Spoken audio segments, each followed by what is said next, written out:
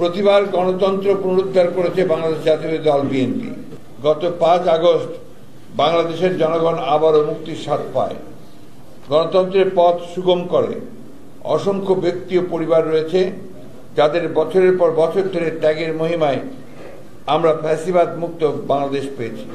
July গণহত্যায় 13 August পর্যন্ত সমগ্র বাংলাদেশের শহীদ হন 875 জন মানুষ, যার মধ্যে কমপক্ষে 422 জন বিএনপি রাজনীতির সঙ্গে জড়িত।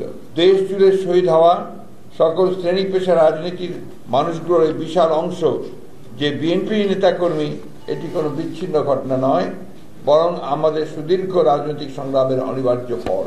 পোশাক শ্রমিক কিংবা রিক্সা চালক, পাবলিক কিংবা প্রাইভেট বিশ্ববিদ্যালয়ের ছাত্র, বাম কিংবা ডান আদর্শের অনুসারী, সকল মত ও পথের রাজনৈতিক কিংবা অরাজনৈতিক ব্যক্তি, হতাহতের পরিচয় যাই হোক না কেন, প্রতিটি প্রাণের মূল্য ও রক্তের মর্যাদা সমান। শেখ হাসিনা পদত্যাগের জন্য যে জাতীয় ঐক্যমত্য আমরা দেখতে পাই, তা হঠাৎ করে গড়ে ওঠেনি। এটি মূলত অবৈধ সরকারের অত্যাচার, অবিচার, দুর্নীতি, দুঃশাসন, বঞ্চনা, অবজ্ঞা ও শোষণ নির্যাতনের বিরুদ্ধে মানুষের পুঞ্জীভূত ক্ষোভের বহিঃপ্রকাশ।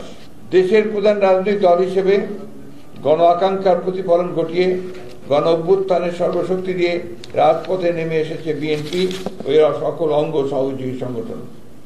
আন্দোলনের কৃতিত্ব নিয়ে রাজনৈতিক ফায়দা হাসিল নয়, বিএনপির উদ্দেশ্য ছিল সর্বস্তরের নেতা কর্মী সহযোগিতার অংশগ্রহণে গণ অভ্যুত্থানে সাংগঠনিক ভূমিকা রেখে ফাঁসিবাদের পতনের মাধ্যমে একটি গণতান্ত্রিক বাংলাদেশ প্রতিষ্ঠা করা। আর তাই বিএনপির যে 60 লক্ষ সদস্যের নামে ফাঁসিবাদের সময় মিথ্যা মামলা হয়েছে, তার সুবিশাল অংশ সাধারণ মানুষের পাশে থেকে রাষ্ট্রযন্ত্রের ষড়যন্ত্র ও নিপীড়নের বিরুদ্ধে ঢাল হয়ে রুখে দাঁড়ায়। ফলে যার যার অবস্থান থেকে জনগণের কাতারে নেমে আসে বিএনপি সমমনা সকল রাজনৈতিক দল তথা গণতন্ত্রের পক্ষের শক্তিসমূহ। আমরা প্রথম থেকেই এই ফ্যাসিবাদী হাসিনা সরকারের হাত থেকে দেশকে রক্ষা করার জন্য, গণতন্ত্রকে পুনরুদ্ধার করবার জন্য আমরা আন্দোলন করছি। সেই সঙ্গে একটা জাতীয় ঐক্য সৃষ্টি করবার জন্য আমরা বিভিন্ন রাজনৈতিক দলগুলোর সঙ্গে বারবার কথা বলেছি এবং সর্বশেষ আমরা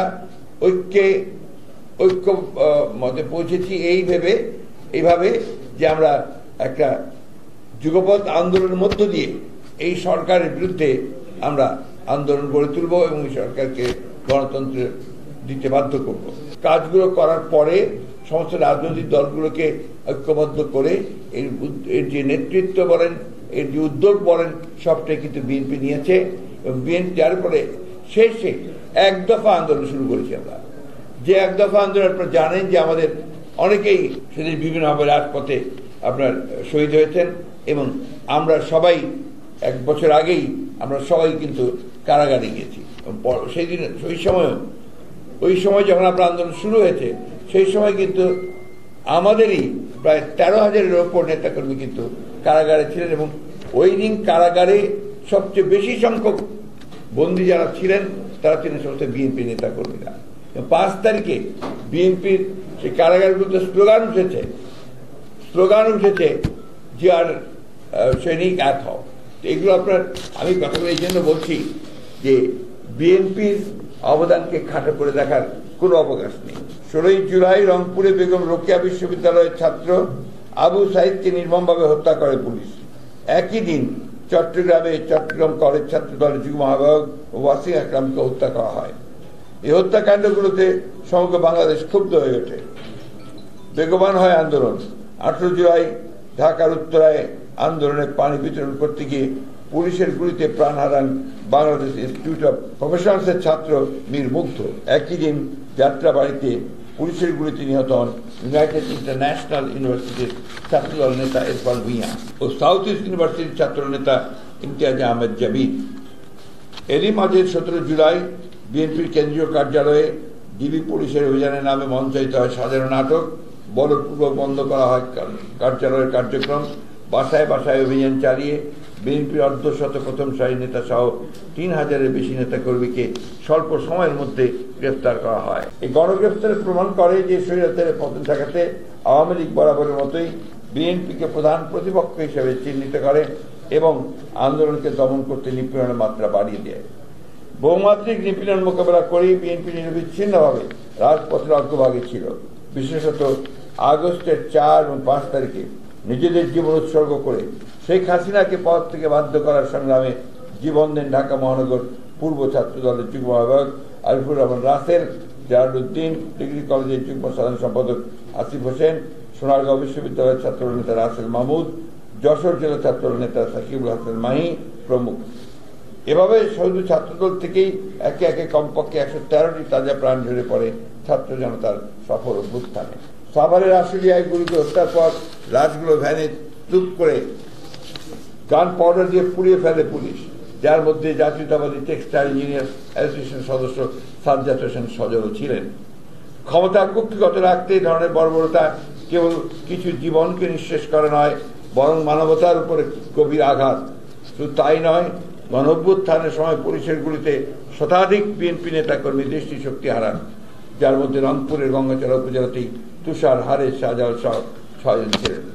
জুলাই আগস্ট মাসে সমগ্র বাংলাদেশে এক দফা দাবি আর বিএনপির ত্যাগের পটভূমির সৃষ্টি হয়েছে এক যুগের বেশি সময় ধরে।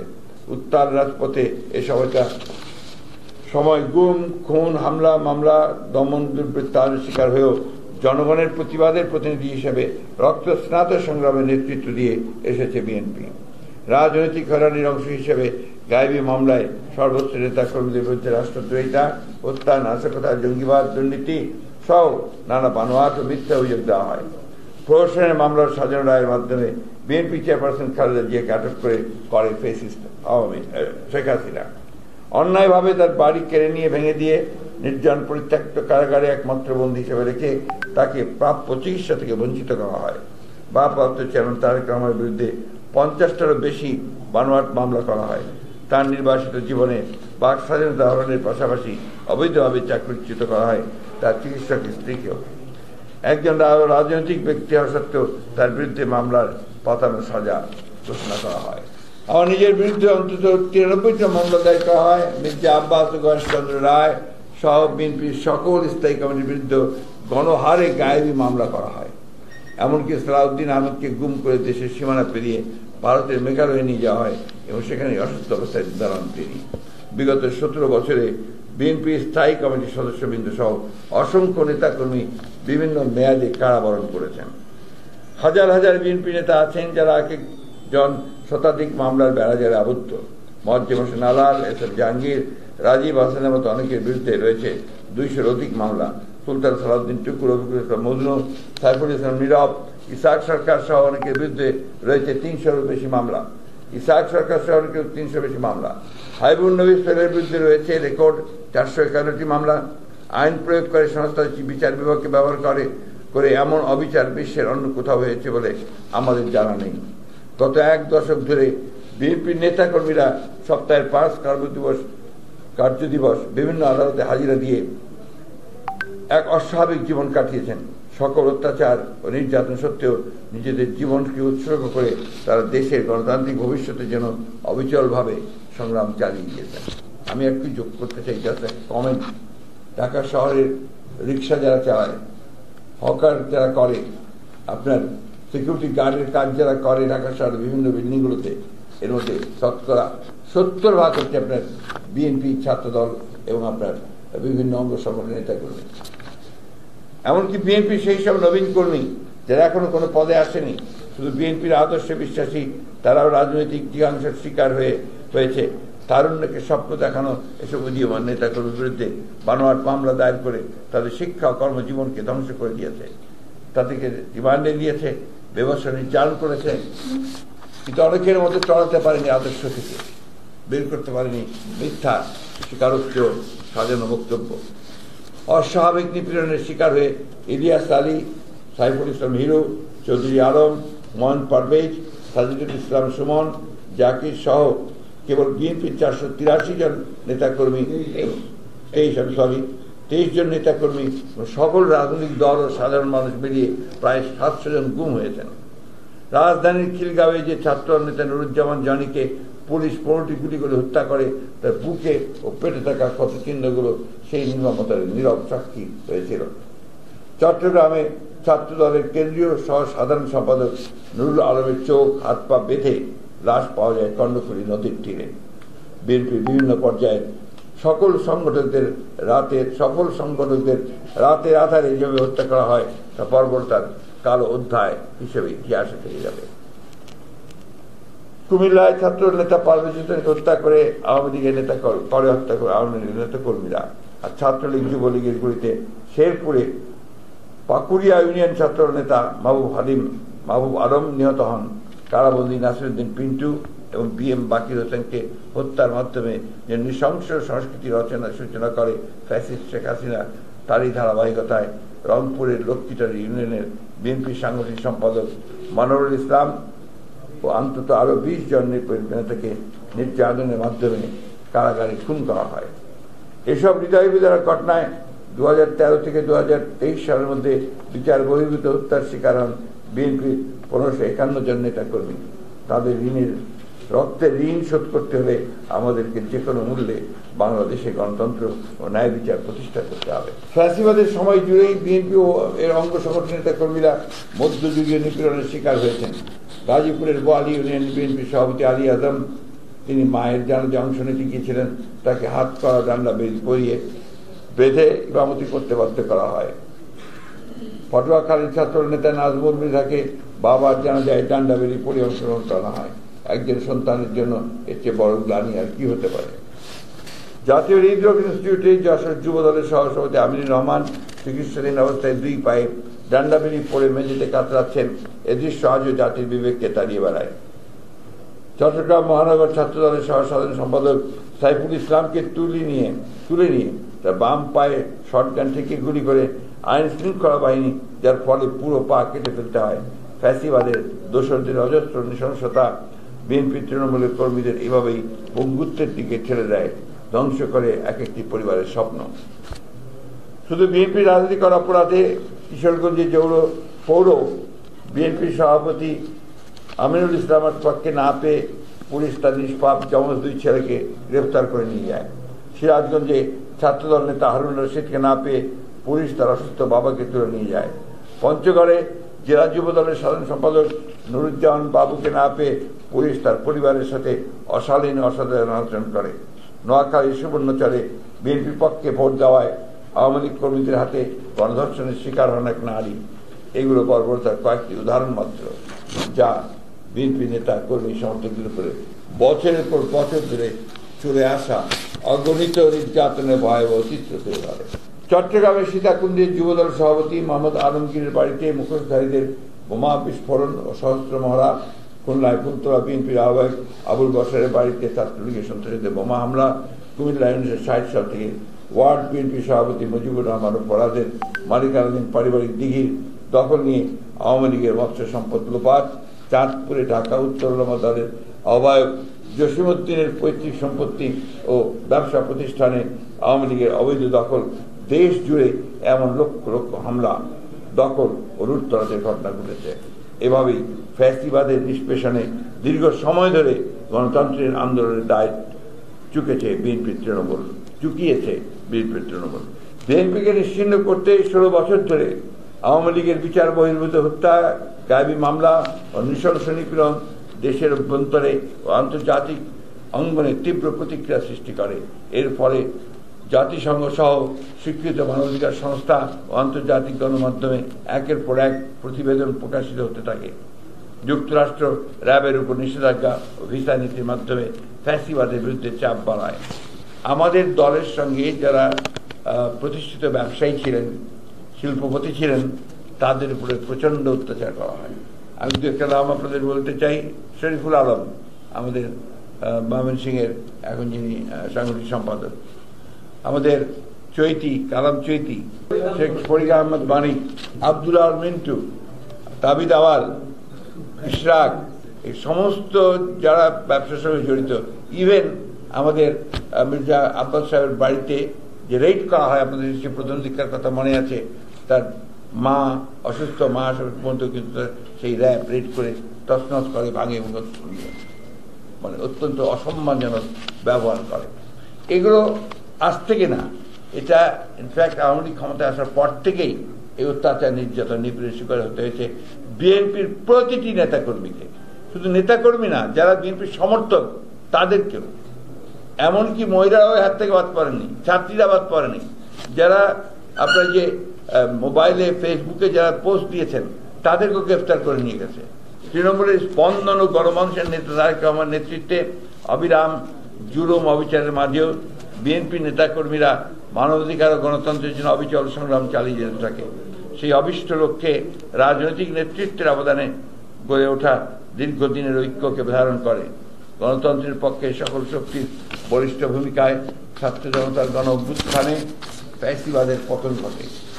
বাংলাদেশের জনগণ এ বিজয় শুধুই দেশের মালিকানা ফিরে পাওয়ার বিষয় নয়, বরং এটি বাংলাদেশের গণতান্ত্রিক অভিযাত্রার প্রতিশ্রুতি, যা অসীম ত্যাগের বিনিময়ে অর্জিত। এই বিজয়ের পেছনে রয়েছে অসংখ্য নির্যাতিত মানুষের বেদনার অপ্রকাশিত ইতিহাস। গুম হওয়া ছেলের ফেরার প্রতীক্ষায় ব্যথাতুর মায়ের ডাক, স্বামী হারানো বেদনা বিধুর স্ত্রীর অনন্ত আর্তনাদ, পঙ্গু বাবার জন্য সন্তানের হৃদয় বিদারক হাহাকার, আর কারাগারে বন্দী ভাইয়ের জন্য বোনের নীরব প্রার্থনা। তাদের সকলের 16 বছরের রক্ত, শ্রম, অশ্রু দিয়ে প্রতিটি পরিবারের ক্ষোভ, ক্রোধ, অব্যক্ত বিস্ফোরণ মুখে ধারণ করে চলমান ছিল শেখ হাসিনার ফ্যাসিবাদের বিরুদ্ধে লড়াই।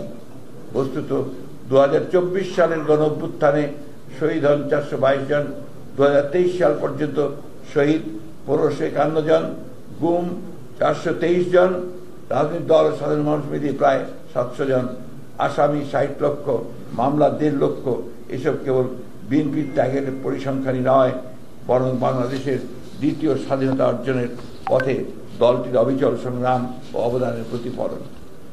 আমরা বিশ্বাস করি, যারা গণতন্ত্র পুনরুদ্ধার আন্দোলনে যুক্ত ছিল, গণতান্ত্রিক প্রতিটি ব্যক্তি, দল, সংগঠন, গোষ্ঠী তাদের সকলের আত্মত্যাগের যথাযথ স্বীকৃতি না দিলে তবে ইতিহাসের প্রতি অবিচার। সকল শ্রেণী, পেশা, মতের মানুষের অংশগ্রহণকে সম্মান জানিয়ে জনগণের লুণ্ঠিত ভোটাধিকার ফিরিয়ে এনে একটি প্রকৃত গণতান্ত্রিক বাংলাদেশ প্রতিষ্ঠাই আমাদের সর্বোচ্চ অগ্রাধিকার। সেই পথযাত্রায় এবং রাষ্ট্র সংস্কারে বিএনপি ঘোষিত 31 দফা বাস্তবায়ন করে তুলতে হবে একটি নিরাপদ ও মেধাভিত্তিক বাংলাদেশ, যেখানে প্রতিফলন করবে জনগণের আকাঙ্ক্ষা ও প্রত্যাশা। ফ্যাসিবাদের বিরুদ্ধে গণতন্ত্রকে পুনরুদ্ধারের জন্য যে আন্দোলন, এই আন্দোলনকে খাটো করে দেখিয়ে যে প্রবণতা, এটা আপনার কোনোদিন একটা সম্পূর্ণভাবে একটা ঐক্যকে প্রতিষ্ঠা করে না। এই মুহূর্তে আমাদের সবচেয়ে বেশি প্রয়োজন কি, যে আমরা ফ্যাসিবাদকে সরিয়েছি, হাসিনাকে সরিয়েছি, কিন্তু একটা ইন্টারিম গভর্নমেন্ট আছে, যে ইন্টারিম গভর্নমেন্ট আমাদেরকে অতি দ্রুত আমাদের সকলের মতামত নিয়েই একটা সংস্কারের মধ্য দিয়ে তারা নির্বাচনে যাবে, যে নির্বাচনটা অবাধ, নিরপেক্ষ হবে, জনগণের হাতে ক্ষমতা হস্তান্তর হবে। সেখানে প্রতিবন্ধকতার সৃষ্টি করছে। 1, 2 হচ্ছে, আপনারা দেখবেন যে আমি একটু খোলামেলাই বলছি আর কি, অনেক সময় দেখা যায় যে অত্যন্ত দায়িত্বশীল রাজনৈতিক দলেরা তারা এমন এমন কথা বলছেন যেটা আপনার সামগ্রিক ঐক্যের জন্য খুব একটা আপনার উপযোগী নয়। এটা একটা সমস্যা। দ্বিতীয়ত সমস্যা হচ্ছে, আপনারা দেখছেন যে আমরা জানি যে এই প্রশাসন এখন পর্যন্ত ফ্যাসিবাদ মুক্ত হতে পারেনি, এবং এটা ফ্যাসিবাদ মুক্ত হতে না পারার অন্যতম প্রধান কারণ হচ্ছে এত ডিপ রুটেড চলে গিয়েছিল আপনার এদের ফ্যাসিবাদ, ডিপ স্টেটে তৈরি হয়েছিল, যে সেখান থেকে আপনার এখন ফ্যাসিবাদ বিরোধী লোকজনকে খুঁজে বের করা কঠিন হয়েছে। তাও তারা করছেন। এখানে আমাদের যেটা সবচেয়ে বড় প্রয়োজন, সেটা হচ্ছে আমাদের ঐক্য অটুট রাখা, ধৈর্য রাখা, এই সরকারের সমস্ত কাজকে আপনার সমর্থন দিয়ে এগিয়ে নিয়ে যাওয়ার চেষ্টা করা। আরেকটা বিষয় যেটা আপনি দেখেছেন, যে ইন্ডাস্ট্রিয়াল বেল্টগুলোতে যে অশান্তি সৃষ্টি করা হচ্ছে, এর পছন্দ সুস্পষ্টভাবে ফ্যাসিবাদের দোষরদেরই আপনার ইঙ্গিত আছে, এটা পরিষ্কার হয়েছে, বোঝা যাচ্ছে। এই জিনিসগুলো আমাদেরকে আপনার আজকে যে কথাটা আপনি, যে প্রশ্নটা আপনি করলেন, সেটাই আমাদের কাছে মনে হচ্ছে যে একটা চক্রান্ত চলছে। উপরন্তু আমি তো সোশ্যাল মিডিয়া ঠিক অতটা অভ্যস্ত নই, তারপরেও আপনাদের কাছ থেকে শুনে যেটা বুঝি যে সীমান্তের ওপার থেকে আপনার আমাদের পতিত ফ্যাসিবাদী হাসিনা অডিও টডিও মাঝে মাঝে ফাঁস করে দেওয়া হয়, যেগুলোতে আপনার বিভিন্ন রকম বিভ্রান্তিকর খবর থাকে। অন্যদিকে আপনার আরেকটা প্রচারণা খুব চালানো হয়েছে, আবার শুরু করার চেষ্টা করা হচ্ছে, সেটা হচ্ছে যে আপনার বাংলাদেশে যারা ধর্মীয়ভাবে সংখ্যালঘু তাদের উপরে অত্যাচার নির্যাতন চালানো হচ্ছে, যেটা একেবারে টোটালি বাকওয়াজ। এটা আমরা শুধু নই, ভারত থেকে যে সমস্ত সাংবাদিকরা এসেছিল, অনেক এসেছিল, তারা পর্যন্ত এখানে এই সমস্ত তারা দেখে গেছে এবং তারা রিপোর্ট করেছে যে যেটা বলা হচ্ছে এটা সঠিক নয়। যেটা হয়েছে সেটা হচ্ছে রাজনৈতিক কিছু সমস্যা তৈরি হয়েছে, সেটা সবসময় হয়, হতেই পারে। সুতরাং চক্রান্ত ওই জায়গায়, সেটা আমরা পছন্দ করি না। হ্যাঁ, এবং আমরা পছন্দ করি না। যেটা আমরা সবসময় আমরা বলি যে আপনাকে এখন যেটা সবচেয়ে বড় প্রয়োজন এই মুহূর্তে, যে ধৈর্য ধরে সহনশীলতার সঙ্গে যে ইন্টারিম গভর্নমেন্টকে দায়িত্ব দেওয়া হয়েছে তারা যেন কাজ করতে পারে, তাদেরকে সঠিক কাজ করতে দিয়ে অতি দ্রুত যে সংস্কারের কাজে তারা হাত দিয়েছেন, আমরা মনে করি এই কাজগুলো দরকার। এই কাজগুলোকে খুব দ্রুত শেষ করে একটা নির্বাচনের দিকে যাওয়া, যে নির্বাচনটা একটা নিরপেক্ষ সরকারের অধীনে নির্বাচন হবে এবং আপনার একটা অবাধ সুষ্ঠু জনগণ ভোট দিয়ে তাদের প্রতিনিধি নির্বাচন করবে, তারপরেই আপনার বাকি কাজগুলো করা সম্ভব। নির্বাচন কেন্দ্রিক যে সংস্কারগুলো প্রয়োজন, অর্থাৎ নির্বাচন কমিশন, প্রশাসন, আপনার আইন শৃঙ্খলা বাহিনী, জুডিশিয়ারি, এর কথাগুলি আমরা বলেছি। যেমন আমাদেরকে অনেককেই আমাদের শাস্তি দিয়ে দিয়েছে। আমাদেরকে শাস্তি দিলে যদি আপনার সেটা 2 বছরের বেশি হয় তাহলে আমরা নির্বাচন করতে পারবো না। তো এটাও আপনার সংস্কার হওয়া প্রয়োজন। তো এই জিনিসগুলো আসতে হবে। তো আর সেই সঙ্গে অন্যান্য সংস্কারও তো আপনি সময় মতো ওই গভর্নমেন্টে আর যে গভর্নমেন্ট আসবে সেই গভর্নমেন্টে করবে। নির্বাচন কমিশন সংক্রান্ত, নির্বাচন সংক্রান্ত একটা সংস্কার কমিটি তো করা হয়েছে বদির আলম মজুমদার সবকে দিয়ে বলে, তাই না? আমার তো মনে হয় অতি দ্রুত, এটা 2 মাসও লাগার কথা না। বিএনপি আর আওয়ামী লীগ তুলনা হতেই পারে না, কারণ আওয়ামী লীগ কোনো গণতান্ত্রিক দল নয়, গণতন্ত্র বিরোধী একটা দল, গণতন্ত্রের বিরুদ্ধে অবস্থানকে গণতন্ত্র হত্যাকারী একটি দল। আর বিএনপি হচ্ছে গণতন্ত্রকে জীবন্ত করার দল। 1975 সালে স্বাধীনতা ঘোষক শহীদ প্রেসিডেন্ট জিয়াউর রহমান, তিনি একদলীয় গণতন্ত্র ব্যবস্থা থেকে বহুদলীয় গণতন্ত্র নিয়ে এসছেন, মাল্টি পার্টি সিস্টেম নিয়ে এসছেন। বেগম খালেদা জিয়া পার্লামেন্টারি ফর্ম গভর্নমেন্টে নিয়ে এসছেন। আমরাই কেয়ারটেকার গভর্নমেন্ট সিস্টেম চালু করেছি। সুতরাং এই দেশে গণতন্ত্রের প্রাতিষ্ঠানিক উদ্ধার ক্ষেত্রে যে ফান্ডামেন্টাল জিনিস প্রত্যেকটা আমাদের হাতে করা, এবং আপনার ক্ষমতা হস্তান্তর করা শান্তিপূর্ণ আমরা করেছি।